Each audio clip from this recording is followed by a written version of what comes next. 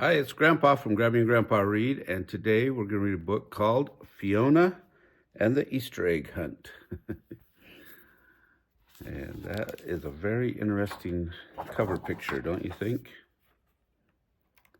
So here we go. It was a beautiful spring day. Everywhere Fiona looked, there were new and colorful things. The sunshine was a little warmer, the grass was just a little greener, and the flowers were popping up all over the zoo, and something else was popping up too. Babies, lots and lots of babies were being born, saying hello to their mamas and daddies and visitors at the zoo. It was an exciting time. As Fiona and her friend Rico the porcupine wandered around greeting their new little friends, Rico saw a big bright sign that said, "Easter egg hunt coming soon." "What's an Easter egg hunt, Fiona?" "It's when someone hides a bunch of eggs with treats inside and people have fun finding them," Fiona explained. "Oh, I want to do that," Rico squealed. Fiona had a wonderful idea. "Why don't we have an Easter egg hunt for all our animal friends?" Fiona and Rico got busy making colorful paper mache eggs and filling them with treats. They even made lovely invitations for the big event. Finally, Fiona the Easter hippo was ready. She and Rico couldn't wait to hide their beautiful eggs around the zoo. "This was so much fun," Fiona whispered. She tucked an egg in the reeds near the duck pond, and Rico climbed up it and put one in a leafy tree branch. As Fiona watched Rico hide the egg, Mrs. Swan came waddling by. "Hello, Fiona, what are you and Rico up to?" "Oh, nothing," said Fiona, trying to keep her hiding places a secret. Have your babies hatched, Mrs. Swan?" Fiona knew 6 swan babies were coming soon. "No, not yet. I'm going to look for some bits of grass and leaves to make my nest and cozier for their arrival. Fiona, could you and Rico watch my eggs while I'm gone?"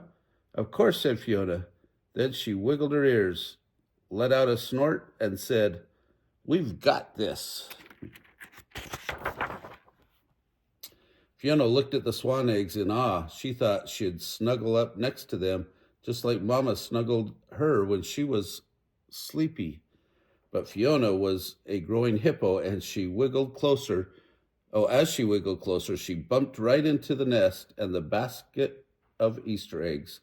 Eggs rolled everywhere. "I'll get 'em," said Rico, as Fiona carefully nudged swan eggs back in the nest. "Thanks," said Fiona, laying back down to keep the babies warm.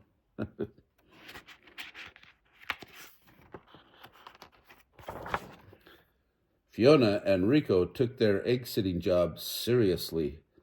They snuggled the swan eggs, they read them a good book, they sang a song, and they even told the eggs about the Easter egg hunt planned for later that day. When Mrs. Swan returned, she thanked her friends. "You are such great helpers," she said as she tucked sweet-smelling grass and fresh green leaves around the nest and sat down on her eggs. Fiona and Rico waved goodbye and set out to finish the hiding of the rest of the Easter eggs. They tucked eggs into bushes, they slid eggs under leaves, and Rico climbed lots of trees, looking for just the right hiding spot for their taller friends, like giraffe and elephant. They floated eggs on lily ponds. When the very last egg was hidden, Fiona and Rico were ready to start the hunt. As Fiona and the Easter hippo welcomed everyone to the big event, grunts and squawks and roars of excitement rang through the zoo. Suddenly, above all the other noises, came a loud trumpeting call. Uh-oh, my egg is missing," cried Mrs. Swan, her big wings flapping in alarm. Mrs. Swan's call was the loudest sound Fiona had ever heard. Mama and Fiona ran off to the pond. with the other animals to see what was wrong. "What's the matter?" asked Fiona. "Can we help?" "One of my eggs is missing. I had 6 and now there are only 5. It is a small and creamy white and almost ready to hatch. Please help me find my egg." Rico's eyes grew wide. Then he leaned close and whispered to Fiona's ear. Fiona remembered when the Easter basket tipped over. "Could we have put the egg in our basket?" "I don't know," Fiona replied. "If that's what happened, we need to find that egg," Mama said. "Don't worry, we'll find it," said Fiona. "We've got this." Fiona called to her friends. "Gather around, everyone. We're going to go on an extra special Easter egg hunt. We hid eggs all over the zoo for you to find. They are all colorful except one. One is a pretty and white and very special to Mrs. Swan. It's her missing egg. Now let the hunt begin." The animals ran off in every direction. They found purple and pink and blue eggs in the trees. They found yellow and orange and green eggs in the bushes and tall grass. They even found striped and polka-dotted eggs, but no one found a small white egg. Just when it seemed the animals had looked everywhere, Fiona remembered something. Rico had tucked some eggs under a patch of pretty pink flowers. Had anyone looked there? Fiona nuzzled her way into the flower bed, but she did not see an egg. "Wait, what's that?" Rico squealed, pointing at a tiny white spot in the grass. And that too." As Fiona and Rico followed the trail of white bits and pieces, they heard something. A little squeaky peep and a crack, and there, waddling across the grass, was the missing egg. "Look, that egg has legs," shouted Fiona. Fiona lowered her nose closer to the little egg, and something wonderful happened. The rest of the egg cracked away. It was the most beautiful baby swan Fiona had ever seen. "Mama," peeped the little swan as he waddled up to Fiona's big hippo nose for a nuzzle. "Welcome to the world, little one." The animals at the zoo had many things to celebrate that spring day. The missing baby swan had been found, safe and sound. It was a special day they called Easter.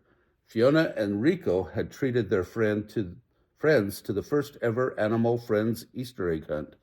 And there were lots and lots of babies to welcome to the zoo. But even though it was a great day, there was still one itty-bitty problem. No matter what Fiona did, the little swan followed her everywhere. But Fiona really didn't mind. She loved the fluffy little fellow. That night, a tired Fiona cuddled up to sleep. The baby swan nuzzled under her chunky chin. "I'm glad Mama let us have a sleepover," whispered Fiona. "Hush now, Fiona," called Mama from nearby. "Get some sleep." And they did. Oh, I hope you liked that story. If you did, remember to smash the like button down below, give us a big thumbs up, subscribe to our channel of Grammy and Grandpa Read, and watch the playlist for animals and watch the playlist for Easter. Have a great day.